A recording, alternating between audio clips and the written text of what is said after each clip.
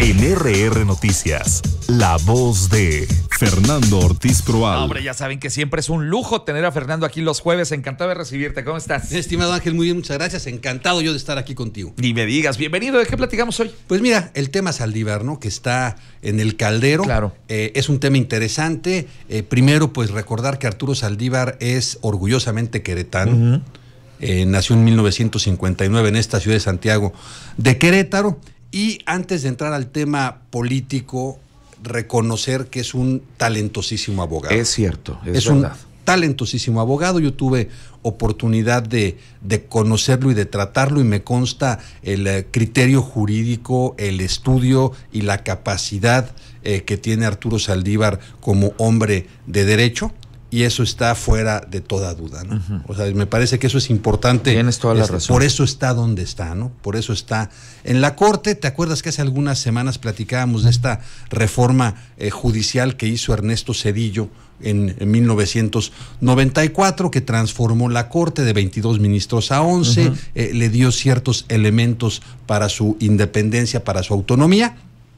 Uno de los ministros de esa primera Corte nueva fue Genaro Góngora Pimentel, ¿cierto?, que fue presidente de la Corte también, y después por temas familiares lamentablemente resultó un personaje controvertido, pero pues hay que reconocer también que Genaro Góngora, un especialista en derecho, un gran maestro universitario de la Facultad de Derecho de la UNAM. Arturo Saldívar lo es de la Escuela Libre de Derecho, hombres de academia, etcétera, ¿no? Pero bueno, Arturo Saldívar viene a sustituir a Genaro Góngora Pimentel en la Corte en el año 2010, es un nombramiento impulsado por el presidente Felipe Calderón. Había esta liga que ambos son egresados de la Escuela Libre de Derecho. Me parece que Saldívar es unos años más joven que Calderón, pero bueno, había por ahí, a través de Fernando Gómez Montt, un vínculo entre ellos. Era el secretario de Gobernación y parece que es quien convence al presidente Calderón de impulsar a Arturo Saldívar a la Corte. Querían la visión de alguien que no viniera de la carrera judicial.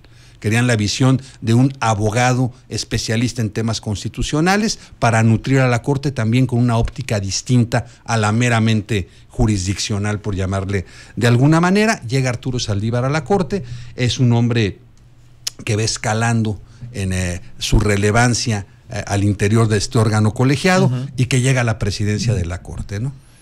Cierto. Y que además hay que decir también, Fernando, que a pesar de que lo impulsó Felipe Calderón, le tocó hablar de sentar jurisprudencia en un asunto bien espinoso que fue el caso ABC. Exacto, y se supone que ese fue el rompimiento con Felipe Calderón, ¿no? Que es entendible, Ángel, quienes llegan a estos cargos, no se puede exigir o suponer que van a ser mandatarios o empleados de quien los impulsó, ¿no? Se supone que el presidente de la República lo que hace es seleccionar a tres buenos perfiles y el Senado elige de esos perfiles al que le parece más adecuado. Al final sabemos que nuestro sistema presidencialista, cuando el presidente de la República tiene mayoría congresional, bueno, pues es un trámite el tema del Senado y acaba siendo quien el presidente quiere, como lo estamos viendo. Sí. Y no es un tema de partidos, ¿eh? Sí, es lo que yo decía el día de ayer. Nos hemos quejado mucho acerca de esta falta de independencia del legislativo y también del judicial. Pero pues desde que yo me acuerdo toda la vida ha sido así. Así ha sido, y es el tema también. ¿Para qué reclamamos? Claro, y cuando estaba más parejo a la onda en el Congreso, ¿te acuerdas? Era el tema de las cuotas, ¿no? Tienes el 20, te tocan 2, tú tienes el 40, te tocan 4, yo tengo el otro 40, me tocan 4, y así se repartían toda esta serie de nombramientos que de unos 30 años a la fecha se ha venido incrementando la participación del Congreso mexicano en las designaciones, ratificaciones y nombramientos de tanto funcionarios públicos como de quienes forman parte de estos denominados órganos autónomos o independientes, ¿no? Pero bueno, ¿cuánto tiempo le queda a Arturo Saldívar en la Corte? 2 años. Él entra en el 2010 y duran 15 años en su encargo. O sea, se va en el 2025. O sea, está a poco más de un año, ¿no? Entonces, ese es un tema importante. O sea, ¿por qué renuncia a Saldívar? Pues porque ya se está acabando la cuerda de la Corte. Claro. Y quizá hoy tenga esta oportunidad de ligarse a Claudia Sheinbaum, quien tiene digámoslo a rajatabla, amplias posibilidades de llegar a la presidencia de la República. Ajá. Y de permitirle acceder a otros cargos en 2 años, porque tiene 2 años de impedimento para poder ejercer un cargo público, sí, o ser legislador. Okay. Pero si mientras más se tarde en renunciar, pues esos 2 años más van a tardar en transcurrir, ¿no? Claro. Entonces es un tema de momento, sí, es un momento para él oportuno, sí lo es. 2, la Constitución mexicana prevé una cosa muy curiosa, Ángel, que es que no se puede renunciar más que por causa grave. Es un tema interesante porque habría que ver a la luz de el derecho fundamental a la libertad de actividad. Claro. ¿Qué tan viable es? O sea, ¿por qué no puedo renunciar? Porque simplemente ya no quiero ejercer esta actividad. Porque ya no quiero. Claro. Yo tengo el derecho fundamental a la libertad de actividad, a dedicarme a lo que a mí se me pegue mi regalada gana, cierto, siempre y cuando sea lícito. Claro. Sí, y las normas constitucionales podrán estar en la Constitución ambas, pero siempre aquellas que se tratan de derechos fundamentales son prioritarias o tienen mayor trascendencia que las orgánicas o administrativas, como es el caso, ¿no? El presidente ya recibió y aceptó la renuncia. Ahora viene el entuerto del Senado, claro, que como estamos viendo, a ver, Ángel, si en este país no somos capaces de ponernos de acuerdo para darle recursos a todas las personas, miles y miles que están sufriendo, después de ver las imágenes que nos queda clara la tragedia de Acapulco, ¿qué podemos esperar de temas como este, ¿no? Claro. O sea, bueno, hay una gran, si lo quieres ver así, confrontación, mezquindad, intereses particulares, lo que tú quieras ver. Entonces, obviamente va a haber aquelarre en el Senado de la República con este tema, que como todos los temas se están no solo politizando, partidizando y electorizando ahora. Vamos a ver qué sucede, ¿no? ¿Qué jugadas se ven en la vida pública de Arturo Saldívar? Pues que se incorpore como asistente, asesor para la famosa reforma judicial o temas de justicia y de derecho para en la campaña de Claudia Sheinbaum, que continúe como asesor, claro, durante los primeros meses, los primeros años del gobierno de Sheinbaum. Eso. Y que eventualmente pueda ser fiscal, pueda ser secretario de seguridad. O sea, hay una gama, ¿no? Estar encargado del tema jurídico de la presidencia. En fin, no hay una gama de posibilidades que eventualmente se le van a abrir. ¿Tiene derecho Arturo Saldívar a buscarlas? Yo creo que sí, Ángel. Yo creo que sí. Yo creo que las personas no podemos exigir que alguien se encadene a los cargos públicos, claro, ¿no? Y que además tampoco podemos ser tan ingenuos de suponer que un ministro de la Suprema Corte es totalmente apolítico, transparente, cristalino, neutro, vamos a decirlo así, y que no casa ni con unos ni con otros.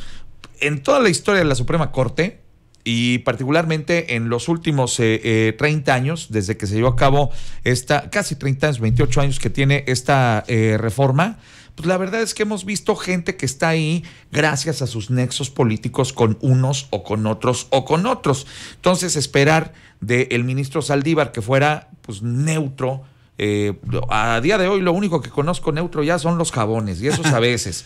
Entonces, suponer que no le late el corazoncito por alguna fuerza política, pues para mucha gente le resulta chocante el hecho de que el ministro lo haya expresado de manera tan clara y que aviente la toga para irse corriendo a la campaña de Claudia Sheinbaum, pero pues a final de cuentas pues está haciendo uso de su derecho.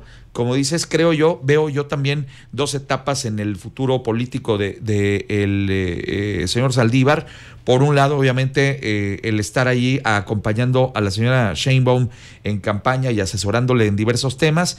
Y luego yo iría hasta el punto ya no solo de fiscal, yo hasta lo vería, porque muchos lo han mencionado así, como secretario de Gobernación. Tal vez, mira, aquí tú y yo, si mal no recuerdo, cuando fue esta intentona de prorrogar durante 2 años la presidencia de Arturo Saldívar, hicimos nuestras críticas. Claro. Y esa crítica no se veía bien. No se veía bien, pero además era ilegal, y eso tenía que ver porque en ese momento Arturo Saldívar era el presidente de la Corte. Tenía un cargo administrativo en el máximo tribunal del país, y eso era inaceptable. El día de hoy lo que vemos es una decisión personal. Me parece que hay que respetarlas. Tiene que ver un poco con esta decisión, por ejemplo, de Samuel García de ir a buscar la candidatura. Es que él dijo hace 2 años o no sé cuánto que no lo iba a hacer. Bueno, hay derecho a cambiar de opinión. Errare humanum est. hay derecho a rectificar, o cambiaron las circunstancias. Yo hoy veo diferente el mundo y quiero cosas distintas. ¿Tenemos derecho los seres humanos a modificar nuestras rutas? Yo creo que sí. Mientras no se haga nada ilegal, yo creo que Cierto. sí.